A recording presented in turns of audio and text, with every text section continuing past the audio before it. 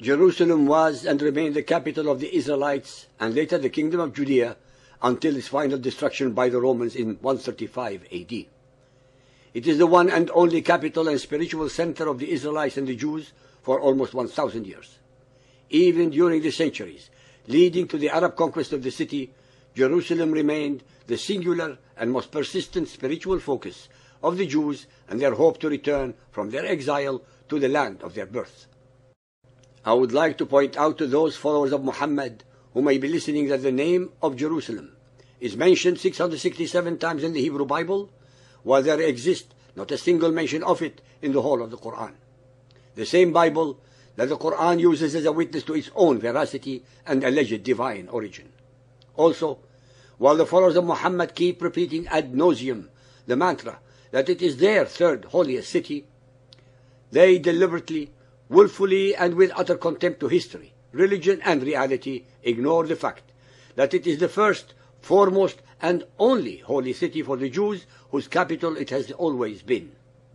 They also deliberately and very conveniently disregard and overlook the fact that it was the Arabian hordes of followers of Muhammad who occupied the city and took it away from the Christian Byzantines when they conquered their land and subjugated its native peoples. The followers of Muhammad, the aggressors, have the gall and audacity to claim the city, which is holy to Jews and Christians, as holy to them also, just because Muhammad allegedly had a one-night stand there. We now arrive to the most glaring historical and theological deception in this myth that can possibly be imagined. It is extremely important to point out that in the days of Muhammad there was no Temple of Solomon in Jerusalem, since it had already been destroyed 550 years earlier, 70 AD, by the Romans. In the days of Muhammad, the temple precinct, the Mount, had a church on it. Muhammad and his later followers created the myth to associate the newly established belief system with solid foundations, both religious and historical, so that it gives itself continuity and legitimacy.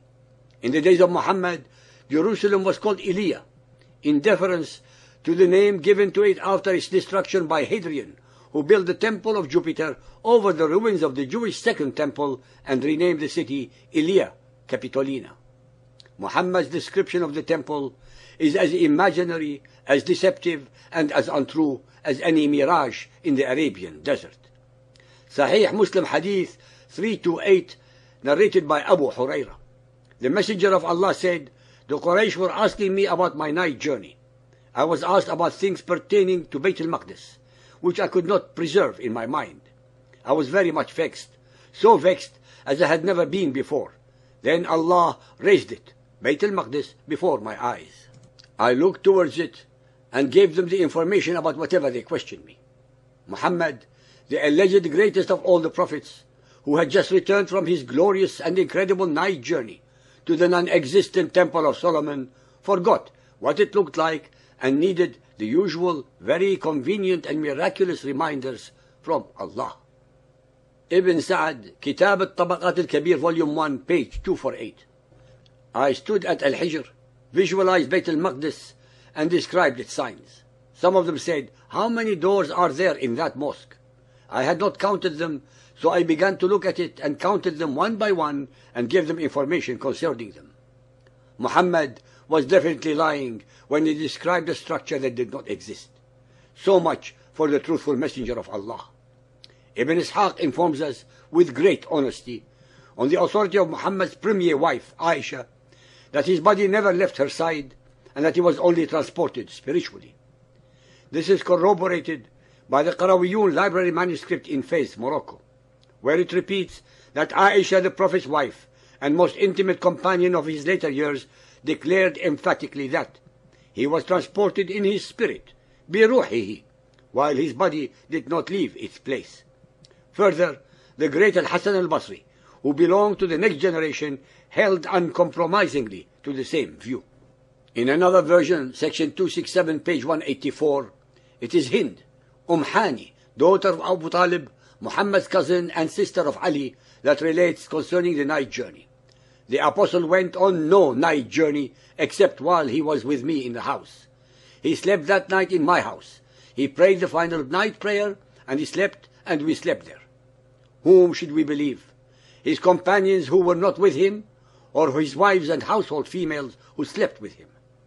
The modern followers of Muhammad, in their usual attempt to eradicate the histories of their conquered peoples, are now claiming, as well as asserting, that there never was a Temple of Solomon. One of those who spread this obscene lie was the unlamented Yasser Arafat. Dear listeners, I have mentioned on several occasions that it is by divine justice that the very hadiths that explain the Quran to the followers of Muhammad are the same that utterly destroy its alleged divine origins. The same is true about the followers of Muhammad who attempt to deform and contort history and reality to conform to their perverted agenda of delegitimizing and or dehumanizing the Christians and Jews and their links to Jerusalem. Let us assume for an instance that Yasser Arafat and others like-minded Mohammedans are correct, that there never was a Temple of Solomon. Then these unholy idiots and morons destroy the veracity of the very hadith that are the second most important legacy of Muhammad, since they contain his sunnah. Ladies and gentlemen, so-called believers and unbelievers, every chapter of our series destroys verse by verse, mantra by mantra, term by term, idea by idea, the alleged veracity and or the divine origins of the Quran and the hadiths. And we are enormously beholden and indebted to the followers of Muhammad and their supporters for helping us accomplish our mission.